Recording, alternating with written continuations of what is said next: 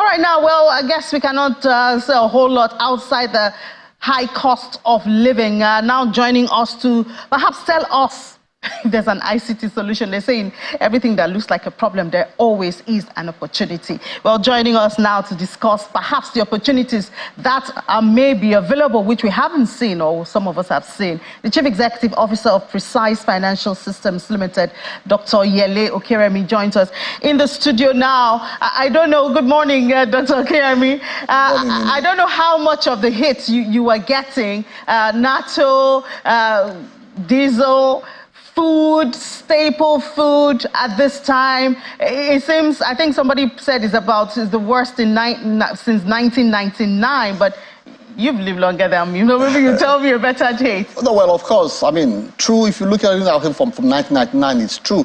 But again, there's a way the Yoruba people say this, that if we say we haven't seen this before, we are only scaring people. So once again, I mean, this has happened before in Nigeria, and where we have had high escalating costs, and where we have had serious depreciation of wealth of Nigerians in the foreign exchange market.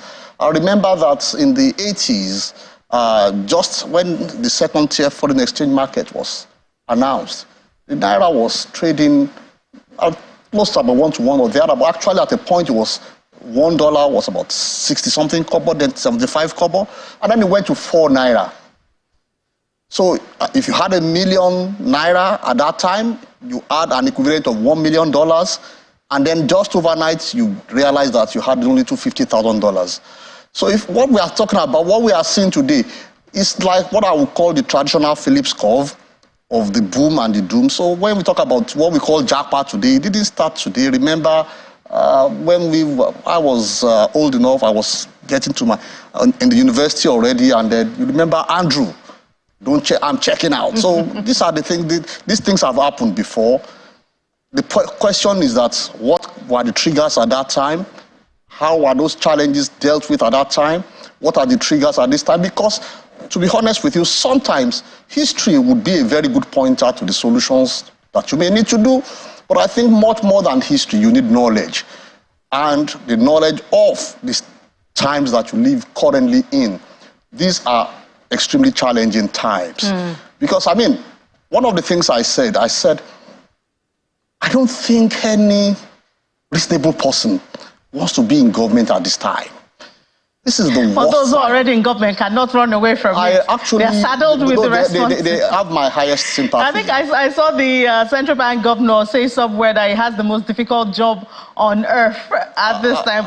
I sympathize with him, honestly, because it's extremely difficult, because every human being wants to get results. And sometimes people want to get results at all costs.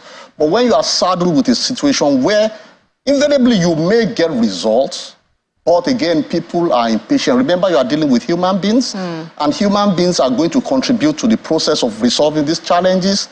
Then this guy. And AI too. I mean, we just had the Minister of ICT, yes, Dr. Bosun, just before you came on Sunrise. Absolutely. And he was talking about some of the work the administration is doing. Now, you are very vast in ICT. So perhaps there are some opportunities at this time. You know, I remember when COVID came, everybody was shouting, but today we live with some of the benefits of COVID. Absolutely. We do virtual, we just had a virtual. Absolutely. We didn't do that before COVID. So perhaps there are some things we could also leverage at this time. Absolutely. But the challenge is what we call time lag. So, you know, one of the things people do not understand about economics and economic theories is when we talk about supply, demand, and all these things, what we do not understand is that challenge of time lag.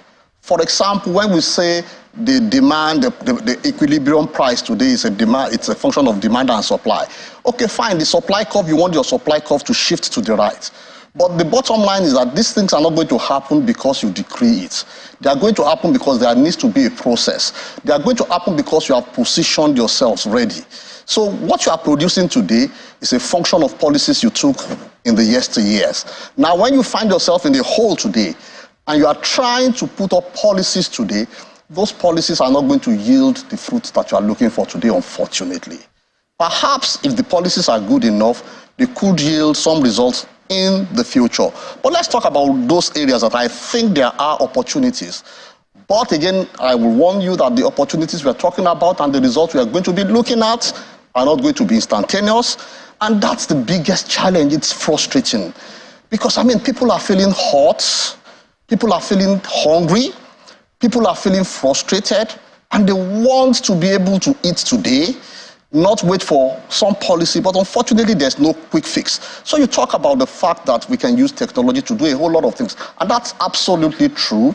So let's take a look at what we do in Nigeria. And one of the things I have said, I think I said it in this studio before I took my sabbatical, that I was going off television for a while. And I said one thing, that when we look at what we are thriving in as a country, we have been wasting our time and we've been fooling ourselves. When we talk about celebrating achievements, and these achievements are good, I'm not saying they are not good. We say fintech, Nigeria is a hub for investment. No, that's a waste of time.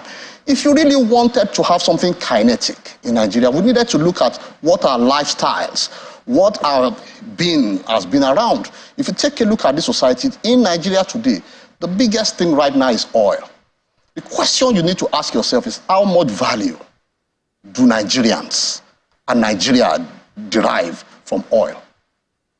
So talk about it. When I talk about oil technology, how much people are charting local content? We are just scratching the surface. Take a look at the entire technology process flow. Comes from outside this country. It's a whole lot of money.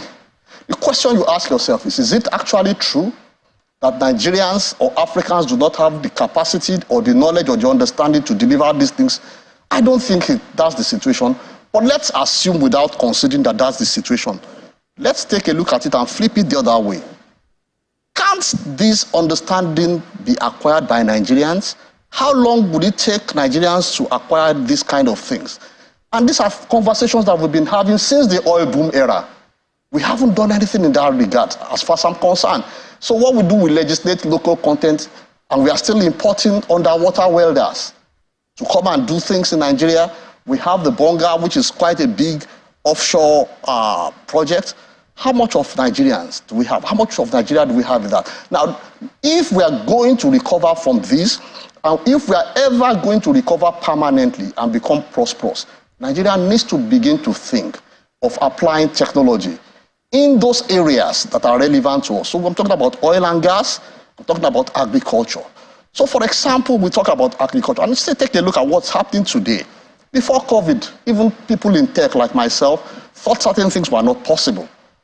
So in those days, people like me were virtually living in the air, because you have one conference in London today, you have one meeting in America, and then you keep flying all over the world. Sometimes you get very tired, but you keep going. But today, I attend 4 meetings in 4 continents in one day. That's because of the fact that we have used technology. So we're still, again, looking at agriculture in the primitive terms.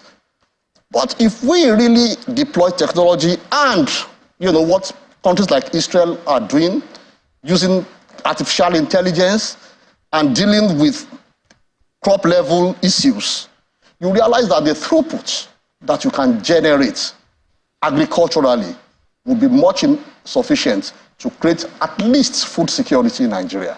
And there's an adage in Yoruba land again, that if you remove hunger from poverty, the poverty is already halfway gone. But all this sound like things that the government, is there anything that the average Nigerian, the private sector can engage in, can, even start at this time?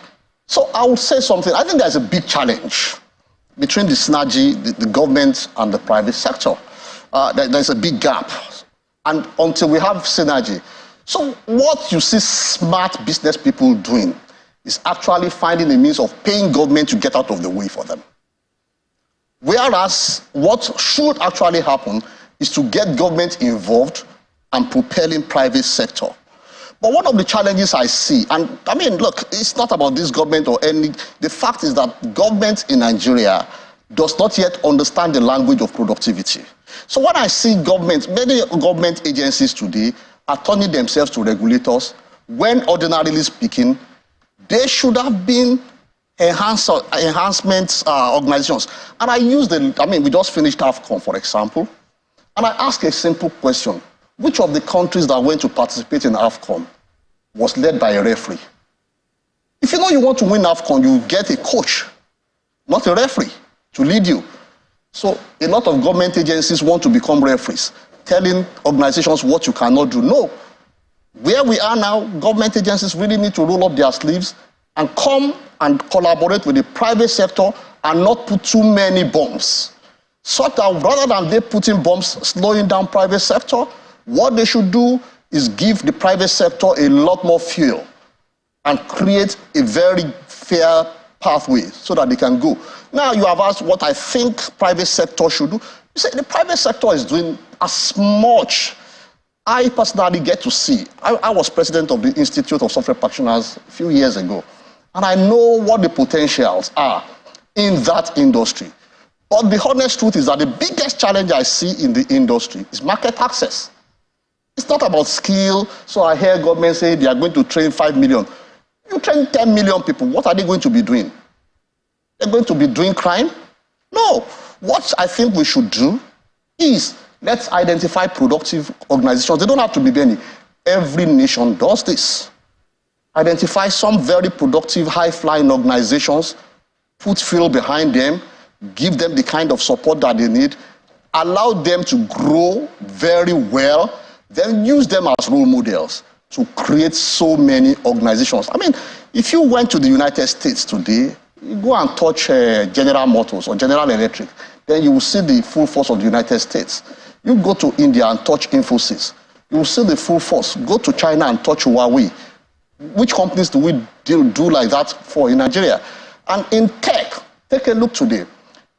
Perhaps 20 years ago, perhaps 25 years ago, the richest people were traders, they were miners, they were extracting things naturally. But today, who are the richest people? Who are the richest nations? They are all technology-driven nations. What is the factor of technology-driven nations? It's simple human capital. Nigeria has got it. We need to harness it. All right, thank you so much. I think those are some deep insight that we have to, let's go and check the data and then, customize it. Even though a lot of these things are not new. Absolutely. A lot of our leaders nothing is new. Know this exactly, but absolutely nothing is new. Implementing it becomes something else. It's an uphill task because you see, implementing it. Perhaps it's political will. It's beyond political will. Okay. You need the knowledge, you need the discipline, and you need human beings who in themselves are competent and self-confident. Right. Now, if you do not have that kind of a team, it doesn't matter how bright you are, you're going to get frustrated and you are going to burn out. Wow. All right, thank you so much, Dr. Yellow Keremi, Chief Executive Officer of Precise Financial Systems Limited. Appreciate your time. Always a pleasure, Edie. Have a good day. Bye. Thank you, you too. Yeah.